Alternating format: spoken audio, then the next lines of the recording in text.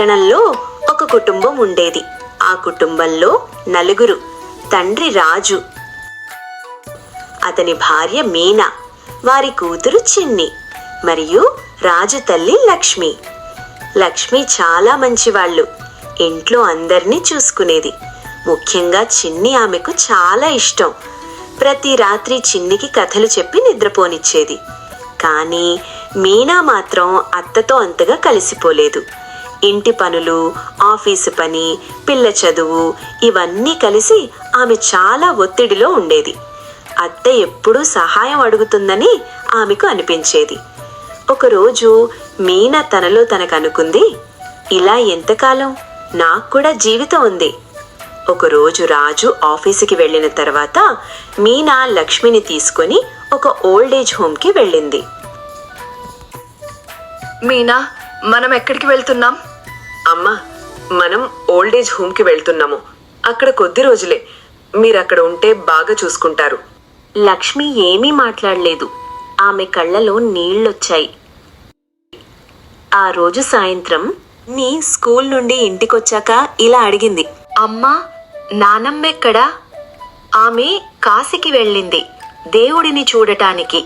త్వరలో వస్తుంది. ని నమ్మింది.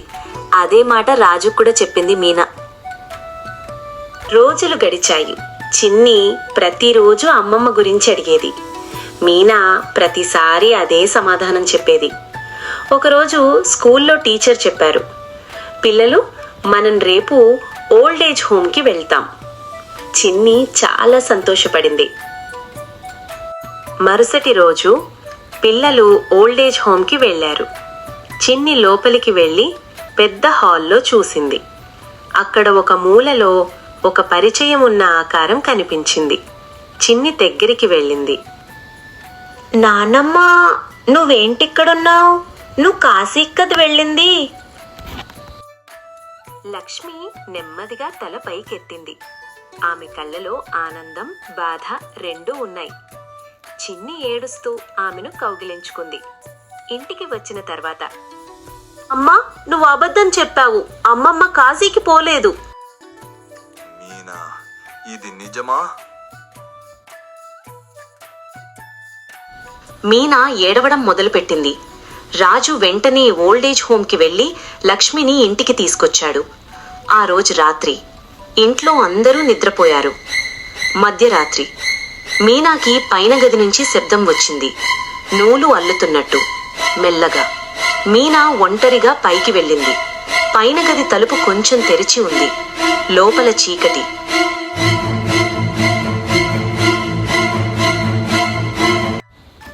ఎవరున్నారు? ఆ నీడ నెమ్మదిగా కదిలింది. అది లక్ష్మిలాగా కనిపించింది. మీనా భయంతో కిందకి పరిగెత్తింది. మరుసటి రోజు మీనా ఈ విషయం రాముకి చెప్పింది. తర్వాతి రాత్రి రాము కూడా. రాము పైకి వెళ్ళాడు. గది లోపల కుర్చీ నెమ్మదిగా ఊగుతోంది. గది మధ్యలో కుర్చీ నెమ్మదిగా ఊగుతోంది. ఆ కుర్చీలో ఒక నల్ల నీడ కూర్చుని ఉంది. మీనా గుండె బలంగా కొట్టుకుంది. ఆమె భయంతో కిందకి పరిగెత్తింది. రోజు లక్ష్మి ఇంట్లో కనిపించలేదు. ఆమె గది ఖాళీగా ఉంది. నూలు బుట్ట మాత్రమే ఉంది. Phone call. ఓల్డేజ్ హోమ్ నుంచి కాల్ వచ్చింది. లక్ష్మి గారు 2 రోజుల క్రితం చనిపోయారు. రాము, మీనా అక్కడికి వెళ్లారు. ఓనర్ చెప్పాడు, ఆమె చాలా ఒంటరిగా ఫీల్ అయ్యారు. మీ అందర్నీ చాలా మిస్ అయ్యారు. చివరి రోజుల్లో తినలేదు. ఆమె చెప్పేది, నా కొడుకు చేతుల మీదనే నా చివరి కార్యక్రమాలు జరగాలి. మేము గత 2 రోజులుగా సంప్రదించడానికి ప్రయత్నించాం. తర్వాత ఇన్సూరెన్స్ మీనా పేరు మీద ఉంది అనగానే మీనాకి తను చేసే తప్పు అర్థమవుంది. రాము తన చేతులతోనే చివరి కార్యక్రమాలు చేశాడు. కొన్ని రోజుల తర్వాత ఇంట్లో మళ్ళీ సాధారణ జీవితం మొదలైంది. ఎలాంటి శబ్దాలు వినిపించలేదు.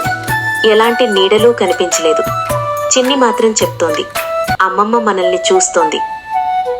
మా కథలు కానీ మీకు నచ్చినట్టయితే లైక్ చేసుకోండి, షేర్ చేసుకోండి, సబ్స్క్రైబ్ చేసుకోండి. మరి ఉంటానే.